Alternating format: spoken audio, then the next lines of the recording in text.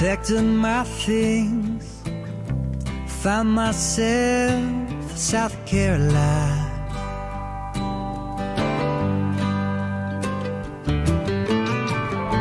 I can't change my ways, so find you someone who can treat you right. Ain't coming back.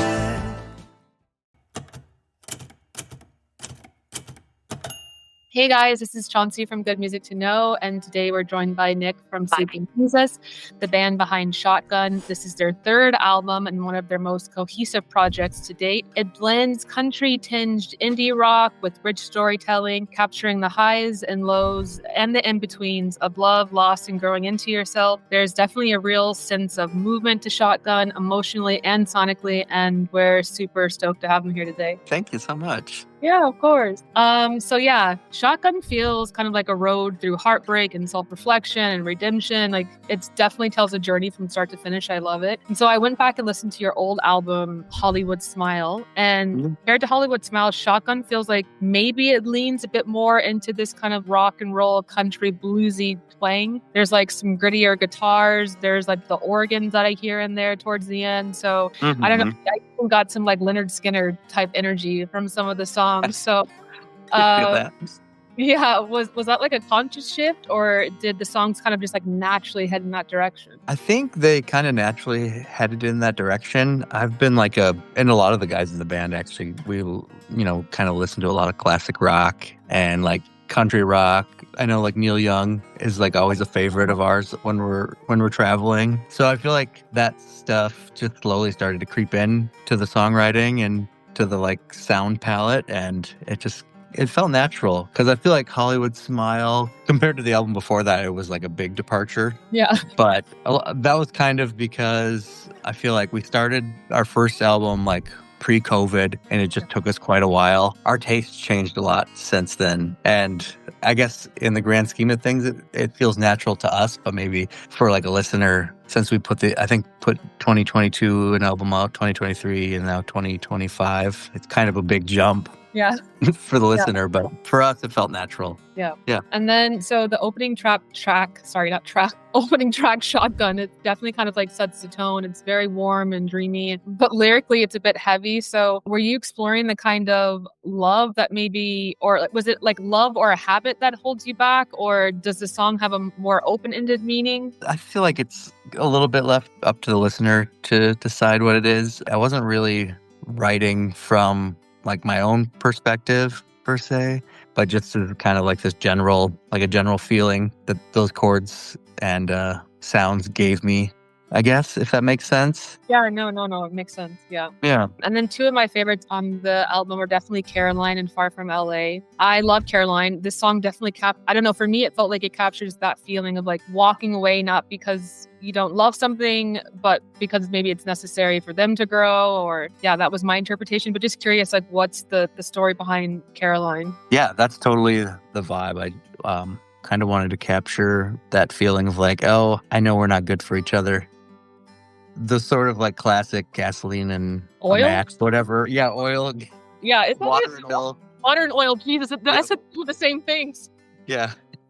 So that was kind of the vibe that I wanted to capture with that one. That was really fun to like bring in some, instrumentation that would be like more common in like bluegrass or something like that. Like mandolin is in there, steel guitar, lots of acoustic guitars. Yeah, I love that. But yeah, that was the vibe for that song for sure. Yeah. And then I don't know, for me, Far From Home kind of hit close on a personal level, just because after university from Arizona, I moved to LA. And I always thought, oh, it's going to be like this great place and so many creatives. And I got there and I was like, oh boy. Yeah. Well, the song kind of reminded me of like the grass isn't always greener on the other side. So I was curious for that particular song, like, was LA maybe like a metaphor for something, or was that a real life experience of like being in LA? It's a little bit of like a real life experience, just of like getting to travel a little bit and loving and enjoying these like amazing places that are often like propped up in culture and are great places. But yeah, sometimes you come home and it's like, wow, okay, I'm glad I got to experience this, but it's so nice to be home. It is definitely, the grass isn't always greener, but sometimes it's nice to visit. Yeah. I and got that sense there. Yep. Yeah. And I feel like as like a Midwesterner, LA is always like this almost make-believe place. Yeah. Like if you haven't traveled there a lot, I didn't travel there really till I was an adult. So it was kind of like this magical idea, I think. Yep. And yeah, it's like coming to terms that Midwest is kind of cool, actually. Yeah. Take my bus over LA any day. Yeah. And there's a lot of like cinematic storytelling. So tracks like Still Around and The Long Way, they feel both visually rich and cinematic. So just curious, like when you're creating a song, do you write with like scenes or like a film like moments in mind, or did those like kind of cinematic elements just kind of come naturally? Yeah, I think usually when I write, especially on the lyric side of things, I'm usually starting with like some chords and a melody, and those chords and melody usually have like some sort of like imagery attached to them that I try to like grab, and then it does kind of become like a little movie in your head almost. You try to pull in. Yeah, I love those. And another one of my favorites, because a lot of my family is also in Nashville, but it was the song Ordinary Man. Oh, I don't know, it almost reminded me of like being back in church in the South. The organs, yeah. Because you had the organs were coming in, then you had a bit of the sax, and I was like, oh, this is amazing. What inspired those sounds, and where do you think that influence comes from in your own music history or musical history? Yeah, Ordinary Man. That was like a kind of a song I wanted. Like the chorus is like a little goofy. Yeah. It's like, you know, I ain't a pimp. Yeah. Or whatever it is. So I wanted it to be a little goofy. And then as far as sounds go, when I demoed that originally, it was like I had like a Wurlitzer in there and like electronic drums. And then once the band and I came together, I think just like the drone of that organ felt right. I think those chords are like a little haunting feeling or something. I didn't really have like a strong church background growing up. I mean, I'm not so religious either, but something about it just felt like I wanted to dance or something. Yeah. Yeah, and then the saxophone, Nelson Devereaux from Minneapolis did the saxophone, and he just kind of came in one afternoon and played for a few hours, and that's what we landed on. And I feel like it made it even more dramatic. Yeah. So it's kind of like this dramatic song with kind of stupid lyrics at the end of the day. Yeah. Yeah. It definitely gets you moving. So I like it. Thank you. Yeah, we've been closing out shows with that one. It's been great to finish a show with. I can imagine that one's super fun. Yeah. And I read somewhere, but I know since Hollywood Smile, there have been some like big life changes. I think you just became a dad, correct? Yep, I did in December of 2024. Congratulations. That's very exciting. Yeah. And I know you're doing more touring and there's more experiences. So have those changes shaped your songwriting or how you see your purpose with music at all? Or music's purpose, I should say. At first, I wasn't sure how it was going to affect the way I make music and the way I interact with music. But I feel like it actually made me appreciate and connect with music even more, and having slightly less time to spend on music. Because I want to, be around with our kid. It makes me want to, when I do spend time on music, I want to be, as impactful as possible and, connect with it on as deep as level as possible, if that makes sense. No, it totally makes sense. So, yeah, it strengthened my love for music in a different way that I didn't imagine it would. Yeah. Listening to it, the album kind of plays like a late night drive through. We talk about love, there's loss, there's mistakes, and then in the end, there's a bit of hard-earned wisdom. So was it always clear that In the End would close out the album, or did that become apparent once the other songs came together? Yeah, that became apparent as the other songs came together, definitely. With the way we made this album, it was kind of we didn't go... some of the tracks we did record all on the same day, essentially, but some of them... because we had the freedom of working in my studio at home, we could work on a couple songs and finish them, put them out as singles. And at first we talked about maybe doing 2 EPs and splitting songs up. And there were a few songs that we cut that aren't on the album that maybe will be an EP at some point. But then I feel like it started to take shape as an album, all these songs. And oddly enough, I wrote Shotgun a little over a year ago, I think. And once I wrote that, I was like, okay, this is what's going to tie the album together. And I imagined it kicking off the album, which it did. But it was one of the last songs recorded. Yeah. I think it was recorded in the end of May beginning of June. So we kind of had a rush on to get it out because some of the tracks, like Still Round, we put out as a single last September, I think, or August. So we decided we were just going to do what we wanted, release some singles, and it kind of turned into an album, thankfully. Yeah.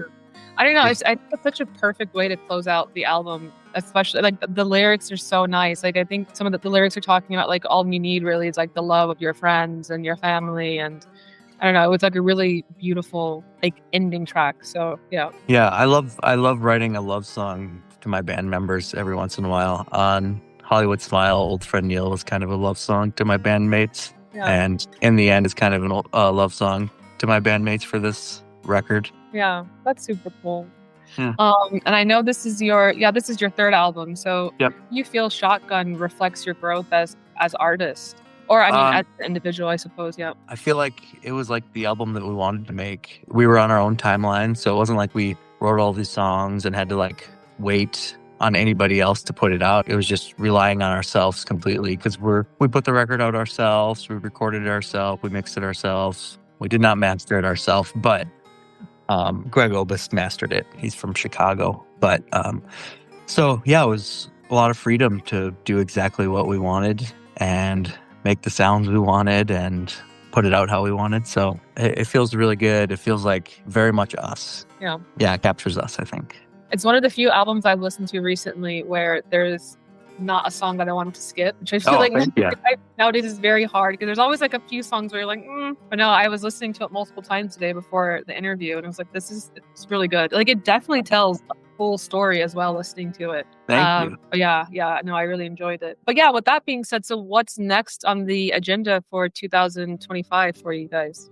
Yeah, so we are doing a album release show in Minneapolis here at the Parkway Theater with our friends We Are the Willows. They're releasing an EP, so that's going to be like a double release show, and it's going to be a matinee, so that's kind of fun. It'll be family friendly, which I've been like really stoked on having my kid at some of our shows. It's been really fun. She's come to a few shows already, so that's been fun. And then we've got a couple like runs of shows like regionally, and also we throw a 2-day festival in our hometown of Winona, Minnesota. Oh, cool. It's called Sleepy Weekend. So we have like 8 other bands and then we play both nights. So that'll be November 14th and 15th.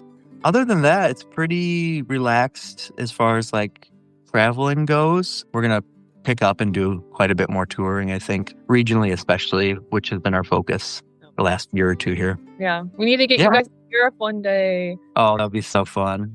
Yeah. I hope someday we can. Yeah. But yeah, so what ultimately do you hope listeners take away after you're listening to your new album, Shotgun? Honestly, I hope it's like a record that can just be like put on for a good time, even if it's background music at a party. Like, I think that's a good vibe for it. I don't want people to have to take it in too deeply. It's just one of those records that you can enjoy on a surface level if you want to, or if you want to dig into some of the lyrics, like you can do that as well. So I think there's a little bit of everything, a little bit of something for everyone, if that makes sense. Yeah. Definitely agree. Yeah. Well, those are the major questions or the main questions I had for you. But with that being said, are there any final words or thoughts that you'd like to leave your fans or the listeners with? We're just so thankful that, we've been a band for almost 10 years now. And it's cool that people still want to listen to our records. We've kind of created like a small community that appreciates us. And we love those folks that continue to listen and support us. So thanks to them. Yeah.